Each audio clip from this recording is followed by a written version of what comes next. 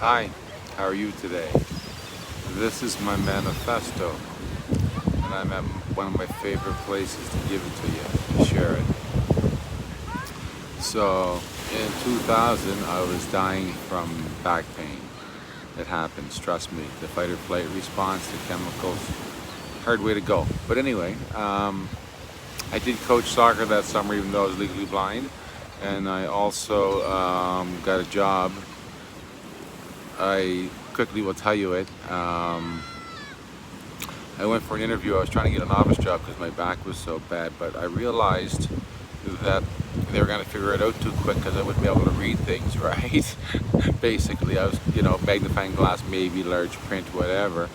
But so I ended up walking around some job sites with the project manager, and we got to one site, and just as we walked up, actually it was our first site, and just as we walked up to the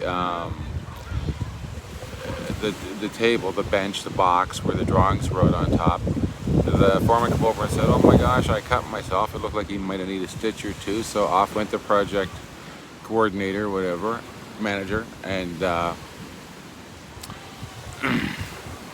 did have my magnifying glass in my pocket, so I whipped it out, looked at the drawings. When he came back, by the time the meeting was over, I had a job as a sheet metal worker in the union as a foreman for Ainsworth.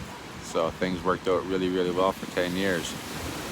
But to get back to my manifesto about, because this is sort of ties in, I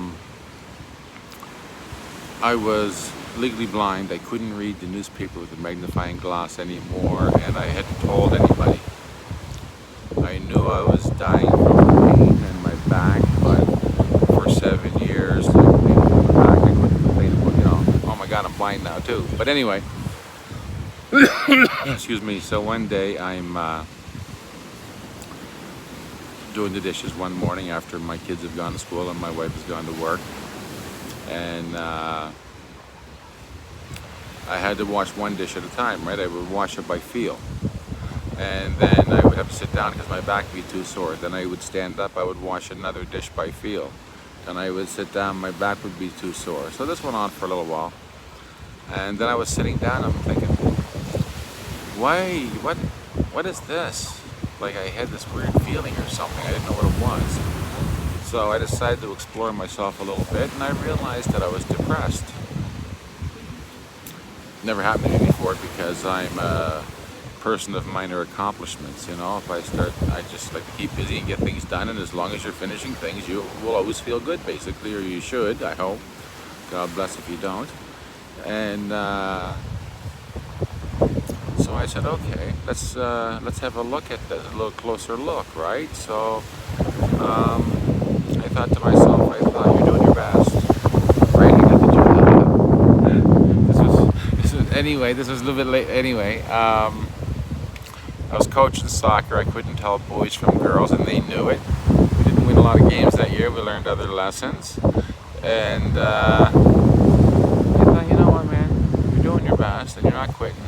So have fun. And that was it. My manifesto: do your best, never quit, have fun. I've taught that to kids for 20 years. I've had them yelling it in dressing rooms. I've had parents tell me that they talk about it at home with their children. That's my manifesto. Do your best, never quit, have fun. Rock and roll.